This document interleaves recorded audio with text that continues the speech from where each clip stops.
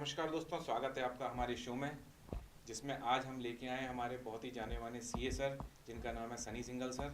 ये भिलाई में ही इनकी एजुकेशन पूरी कंप्लीट हुई है। भिलाई में ही इन्होंने अपना सारा काम किया है अभी तक। इनकी प्रैक्टिस लगभग 13 ईयर्स को कंप्लीट हो गए हैं। 2010 में इन्होंने अपना सीए कंप्लीट किया और यहीं भिलाई में ही हम लोगों को सेवाएं दे रहे हैं। और सनी सर की बात कहें तो ये सिर्फ इनकम टैक्स जीएसटी सिर्फ इसी में डील नहीं करते, companies act, income tax, loan and everything, सारी ही चीज़ों में हमारे जो गेस्ट हैं वो डील करते हैं। बट आज अगर हम बात करेंगे तो पर्टिकुलरली इनकम टैक्स के ऊपर सर से जानकारी हासिल करेंगे। तो स्वागत है सर आपका हमारे शो में। नमस्कार। तो सर, हमारे दर्शकों के और हम लोगों के कुछ सवाल हैं जिनको मैं आपसे जानना चाहता था। बिल्कुल। सबसे पहला दर्शकों का एक सवाल आता है। उनका कहना होता है कि मेरी इनकम यदि सपोज करो कि थ्रेशोल्ड लिमिट से कम है, मेरी इनकम इनकम टैक्स स्लैब में नहीं आती है, तो ऐसे केस में क्या मुझे रिटर्न फाइल करना ज़रूरी है? सर, आपका सवाल बहुत अच्छा है। ये बहुत लोगों के मन में दुविधा रहती है कि कब मुझे इनकम टैक्स भरना है कि नहीं भरना है। इनकम टैक्स अधिनियम 1961 की धारा 139 में बताया गया है कि किन किन व्यक्तियों को इनकम टैक्स भरना जरूरी है। लेकिन उन्होंने सिर्फ एक लाइन में जवाब दिया है कि अगर आपकी इनकम 2.5 लाख से ऊपर है तो आपको इनकम टैक्स रिटर्न भरना जरूरी है। ठीक है। ठीक है। लेकिन कई बार क्या होता है कि आदमी की इनकम होती है 3 लाख 3.5 लाख, लेकिन वो कटौती होने के बाद हो जाती है 2,30,000। अब वो उसको मालूम नहीं कि इनकम टैक्स भरना है कि नहीं भरना है। तो बिल्कुल। इस केस में है, सीधा सीधा है, अगर आपकी इनकम 2.5 लाख क्रॉस कर रही है, भले कटौती के बाद वो कम हो जाए, उसके बावजूद आपको अपना इनकम टैक्स रिटर्न समय पे भरना है। समय पे भरने का तात्पर्य ये है कि इनकम टैक्स रिटर्न भरने की जो ड्यू डेट है वो इंडिविजुअल्स के लिए 31 जुलाई है। ओके। 31 जुलाई के बाद वो कहलाता है belated return. Okay. Belated return भरने की जो डेट दी गई है वो है 31 दिसंबर। ओके। 31 दिसंबर तक अगर आपने रिटर्न नहीं भरा तो उस निर्धारण वर्ष के लिए रिटर्न आपका नहीं जाएगा। फिर अभी नए प्रावधानों में सरकार ने आपको छूट दी है कि अगर आपका रिटर्न छूट गया है तो आप ITR यू के फॉर्म में अपना इनकम टैक्स भर सकते हैं। ओके, यदि किसी का इनकम टैक्स छूट जाता तो उसे घबराने की ज़रूरत नहीं है। ज़रूरत नहीं है, लेकिन ओके। उसे उसमें खामियां बहुत हैं। उसको जो चीज़ें टाइम पे भरने पे मिलेंगी वो बिलेटेड में नहीं मिलेंगी, और बिलेटेड में भी अगर वो नहीं भर पाए दिसंबर तक तो उसके बाद ITR यू में उसको रिफंड जैसी चीज़ें जो है वो नहीं मिलती हैं। अच्छा, इनकम टैक्स तो भर पाएंगे बट रिटर्न नहीं ले पाएंगे। हाँ, अगर उनका रिफंड है कुछ भी चीज़ का वो नहीं ले पाएंगे। अच्छा, तो क्या सर इसमें कोई फाइन का भी प्रावधान है अपने फाइन नियम? का प्रावधान है। 31 जुलाई के बाद अगर आपकी जो इनकम है 5 लाख से कम है तो 1,000 रुपये का फाइन है, और 5 लाख से ऊपर होने पर 5,000 रुपये का है। चलिए, बहुत अच्छा। तो आप ज़रूर समय से अपना आईटीआर फाइल करें, और मेरा सजेशन है कि समय से करने से जो फ़ायदे होते हैं वो फ़ायदे ज़रूर ज़रूर लेना डिले करते हैं तो ऐसे केस में आपको जो बेनिफिट्स मिलने वाले होते हैं, एग्जम्पशंस मिलने वाले होते हैं, वो आपको नहीं मिल पाते। तो आपको डबल साइडेड लॉस होता है। एक तो आपको जो बेनिफिट्स मिलने वाले होते हैं वो नहीं मिलते, प्लस आपको फ़ाइन भी देना पड़ता है। तो बहुत अच्छी जानकारी हमको सर ने दी। Thank you very much sir. अब मैं अगला प्रश्न आपसे पूछना चाहता था सर कि यदि इनकम टैक्स फाइल करने का अगर हमने डिसीजन लिया है कि यस, मेरी इनकम एक इनकम रेंज में है और मुझे अब इनकम टैक्स फाइल करना चाहिए, तो कौन सा इनकम टैक्स फॉर्म हम मुझे भरना चाहिए, या किस व्यक्ति को कौन सा इनकम टैक्स भरना चाहिए? क्योंकि जब हम किसी से बात करते हैं, आपस में ऑफिस में बात करते हैं या अपने दोस्तों से बात करते हैं, तो वो बताते हैं कि फॉर्म 1 होता है, 2 होता है, 3 होता है, n number of forms are there. बिल्कुल तो सही। किसको कौन सा फॉर्म भरना होना चाहिए, थोड़ा सा आप ब्रीफ बता दीजिएगा। जी, देखिए, इनकम टैक्स फॉर्म्स जो हैं वो टोटल 6 से 7 प्रकार के फॉर्म्स हैं। ठीक है। इंडिविजुअल आप उसमें कई मैटर्स को दिखा जाता है। फॉर्म्स जो है ITR 1 जो है वो है इंडिविजुअल के लिए जिनके पास सैलरी और पेंशन की इनकम है, जिनके पास हाउस से अगर रेंट आता है वो एक ही घर है तो वो ITR 1 में आते हैं। वैसे ही ITR 2, 3, 4, 5, 6 है। लेकिन ये सारी चीज़ें डिपेंड करती है आपकी सोर्स ऑफ इनकम से।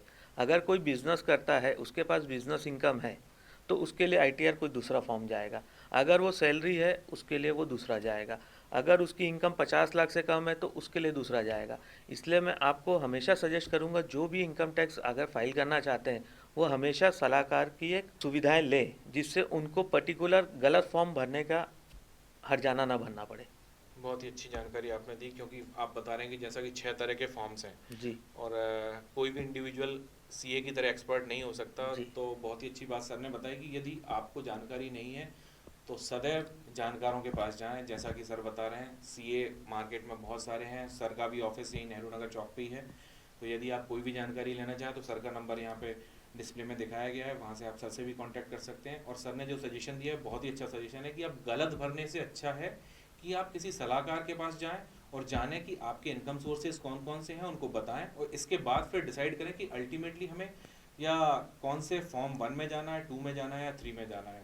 अब जैसा कि हम लोग सैलरी क्लास में आते हैं, हम यहाँ जी जॉब करते हैं, तो ये 80C की तरह जो कटौती हम लोगों को मिलती है वो किस तरह की होती है, उसमें कौन कौन सी चीज़ें हम लोग कंसीडर करके चल सकते हैं? क्योंकि सभी लोग, बड़ा फेमस टर्म है 80C सब 80C लोग बोलते हैं कि 80C में ये आ जाएगा, 80C में वो आ जाएगा, तो बड़ा कन्फ्यूज़न रहता है उसमें आखिर आती कौन कौन सी चीज़ें कौन हैं कौन सी चीज़ें? और हमें किन चीज़ों में ध्यान रखते हुए इन्वेस्ट करना चाहिए ताकि हमको बाद में भी अच्छा बेनिफिट उसका मिले।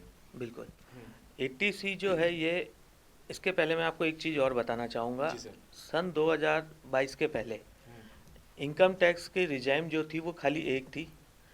उसके बाद से अभी दो रिजाइम हो गई है, न्यू इनकम टैक्स रिटर्न और old income tax regime. Old income tax regime में आपको 80C के डिडक्शंस मिलते थे। 80C के डिडक्शंस में क्या क्या आता है?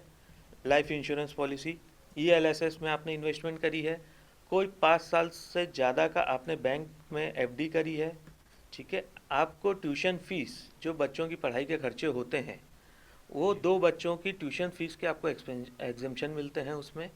उसके अलावा आपने कोई अगर प्रॉपर्टी खरीदी है, उसमें जो स्टैम्प ड्यूटी पे करी है उसका एग्जेम्पशन मिलेगा आपको। पर्टिकुलर म्यूचुअल फंड्स हैं, उनमें आपने इन्वेस्टमेंट करी है, उसका डिडक्शन आपको मिलता है उसमें। तो उसमें 7-8 प्रकार के डिडक्शन हैं जो आपको 80C में मिलते हैं, ठीक है। उसके बाद 80D 80E अलग अलग और भी हैं डिडक्शंस जो मिलते हैं। ये सब था ओल्ड टैक्स रिजाइम में। न्यू टैक्स रिजाइम में सरकार ने सारे कटौती या डिडक्शंस जो बोलेंगे उनको बंद कर दिया है। उन्होंने रेट को थोड़ा सा नॉर्मलाइज किया है। पहले 3 ही रेट थे, 5%, 20%, 30%। अब सरकार ने उसको 5, 10, 15, 20 ऐसा करके ले गई है, लेकिन उन्होंने एग्जम्पशंस पूरे ख़त्म कर दिए हैं। 80C के जो एग्जम्पशंस हैं वो पुराने रिजाइम में आप हैं अगर, तो उसमें आपको बेशक मिलेंगे, और नए टैक्स रिजाइम में आपको कुछ भी नहीं मिलेगा। ओके, तो ये डिसीजन हम लोग कैसे लें कि जी। हमें ओल्ड टैक्स रिजीम में जाना चाहिए या न्यू टैक्स रिजीम में जाना चाहिए? अब जैसे आपने बताया आप सैलरीड एम्प्लॉय हैं, हम्म, मान लेते हैं हम एग्जांपल के लिए कि आपने कोई सेविंग नहीं करी है, हम्म, उस केस में आपको नया टैक्स रिजाइम अच्छा है। ओके, अगर आपने सेविंग करी है और आप ऑलरेडी करते हुए आ रहे हैं, तो उस समय फिर कैलकुलेशन करना पड़ेगा based on your income. Okay, ऐसे अच्छा बुरा में बताना बहुत मुश्किल है, क्योंकि दोनों चीज़ें अच्छी हैं, सरकार दोनों में फ़ायदा देना चाह रही है, लेकिन time to time, person to person depend करता है। वो हमको आंकलन करना पड़ेगा कि हमको किस में ज़्यादा बचत हो रही है टैक्स की। उस दोनों का कैलकुलेशन करने के बाद जो हमको बचत होगी उसमें हम डालते हैं। इसका मतलब ये कि सरकार भी चाहती है कि हमारी बचत हो। बचत हो, सरकार बचत के साथ साथ ये चाहती है कि ज़्यादा से ज़्यादा लोग इनकम टैक्स रिटर्न भरें। इनकम टैक्स रिटर्न भरने के बेनिफिट्स बहुत सारे हैं, वो आदमी को अभी समझ में नहीं आता। मैं तो आप लोगों को सजेस्ट करूंगा, अगर आपकी इनकम 1,80,000 है, सरकार नहीं कहती कि आपको रिटर्न भरना है, लेकिन आप भरिए, तब वो आपकी एक चेन बनना चालू होगी। आपने आज 1,80 का भरा है, कल आपकी इनकम 2.5 लाख होगी, फिर 3 लाख होगी, तो आपके पास दिखाने के लिए, बताने के लिए होगा कि मैं इंडियन का टैक्स पेयर हूँ and I am paying tax for more than 5 years 10 years. हर आदमी को टैक्स भरना चाहिए, चाहे वो स्लैब में आते हों या नहीं आते हों। जी तो क्या एक या दो फायदे बता सकते हैं हमें कि टैक्स भरने के क्या मोस्ट इंपॉर्टेंट? जैसा आपने बताया कि हमारे पास एक तो प्रूफ होता है कि हम इनकम टैक्स पे कर सकते हैं, और कोई ऐसी बेनिफिट जो हमें लॉन्ग टर्म में काम आता हो? सबसे बड़ी बात होती है जब हमको कभी लोन की ज़रूरत पड़ जाती है। जब भी हम बैंकों के पास जाते हैं लोन लेने के लिए, तो वो मिनिमम आपसे 3 साल का ITR मांगते हैं। ओके। ये मिनिमम रिक्वायरमेंट होती है किसी भी बैंक को लोन देने के लिए। लेकिन आपने, आपकी इनकम नहीं थी, आपने कभी अपना इनकम टैक्स रिटर्न भरा नहीं, अब आप बैंक के पास जा रहे हैं, आपको किसी भी कारण से लोन की आवश्यकता है, तो वो आपको नहीं मिलेगा।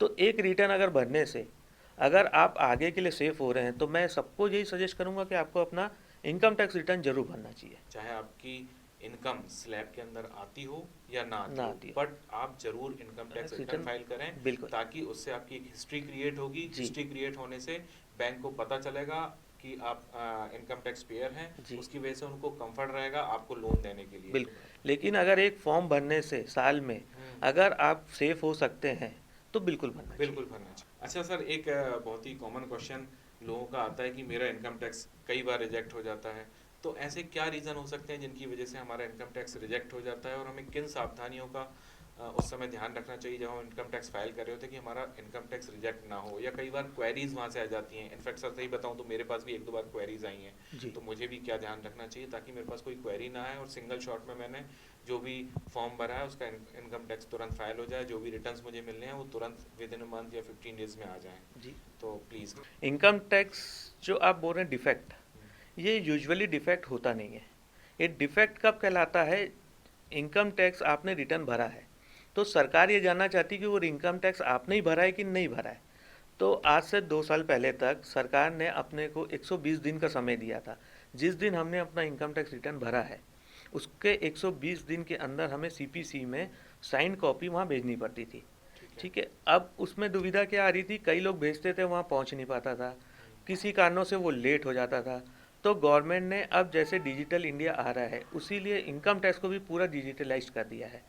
अब आप अपने आधार के थ्रू, आपका मोबाइल नंबर आधार से लिंक्ड है, आप आधार ओटीपी के थ्रू अपना इनकम टैक्स को वेरीफाई कर सकते हैं।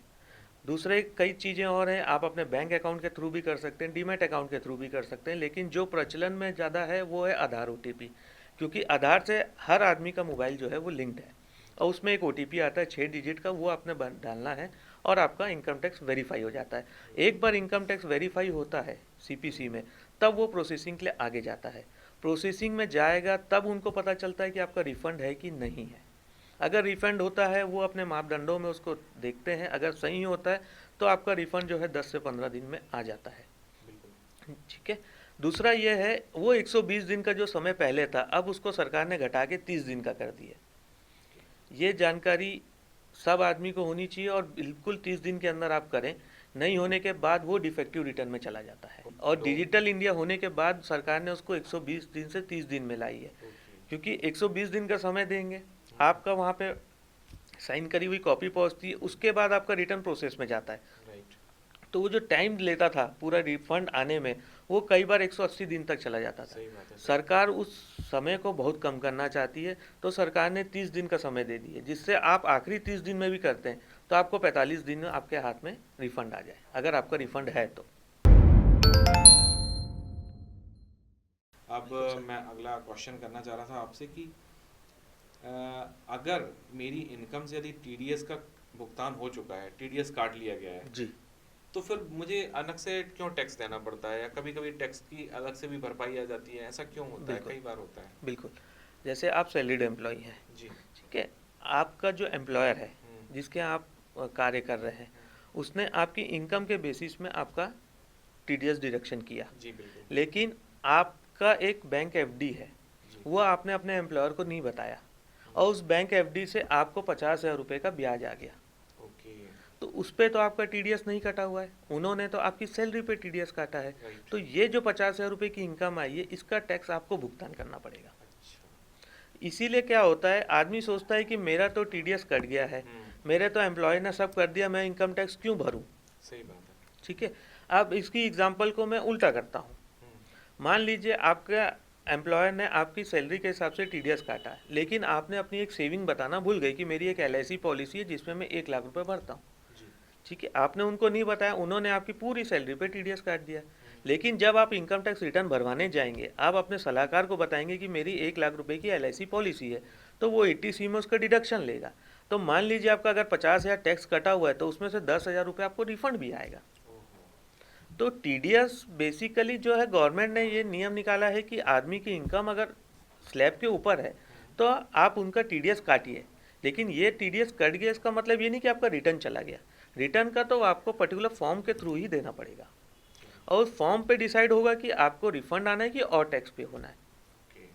जी। वैसे सर एक AIS करके एक सॉफ्टवेयर है जो इनकम टैक्स की साइट पर रहता है, जिसमें सारा हमारा पैन से लिंक होता है। जी। वहाँ पे हमारा सारा हिसाब किताब सरकार के पास होता है, ऐसा कई लोग बताते हैं। हाँ, AIS एंड TIS दो अभी गवर्नमेंट ने इंट्रोड्यूस किया है। AIS से मतलब होता है एनुअल इंफॉर्मेशन स्टेटमेंट, और TIS से होता है टैक्स पेयर इंफॉर्मेशन सिस्टम। ये एक्चुअली जितने भी जगह आपका पैन लिंक्ड है, उन सोर्सेज में अगर आपकी इनकम आ रही है, चाहे वो आपके डीमैट अकाउंट के ट्रांजेक्शन्स हो, चाहे आपके बैंकिंग ट्रांजेक्शन्स हो, चाहे आपके GST टर्नओवर के ट्रांजेक्शन्स हो, यहाँ पे हर जगह पे आपका पैन नंबर लिंक्ड है। तो वो पूरी इन्फॉर्मेशन दे देता है कि साल भर में आपने GST टर्नओवर कितना किया है, आपको किस किस बैंक में आपकी FD है उसमें कितना ब्याज आया है, आपके सेविंग अकाउंट में किन किन बैंकों में सेविंग अकाउंट है उनमें कितना ब्याज आया है। इसमें साथ साथ आपने अगर कोई प्रॉपर्टी खरीदी है उसकी डिटेल भी आ जाती है। मतलब गवर्नमेंट के पास जो आज की डेट में बहुत ज़्यादा टर्म यूज़ हो रहा है, AI, आर्टिफिशियल इंटेलिजेंस, गवर्नमेंट ने अपनी वेबसाइट में भी उसको इंट्रोड्यूस कर दिया है कहीं ना कहीं। इससे कई चीज़ें जो होता है आदमी भूल जाता है, वो नहीं भूलेंगे। सही बात। आप भले भूलिए, हम नहीं भूलेंगे। आपने यहाँ पैन नंबर दिया मतलब हम आपके हो गए। बहुत बढ़िया। तो गवर्नमेंट ने सारी चीज़ें जो है वो एक जगह पे कंसोलिडेट कर दी है कि आप अगर रिटर्न भरने जा रहे हैं तो पहले आप अपना AIS TIS चेक करवाइए।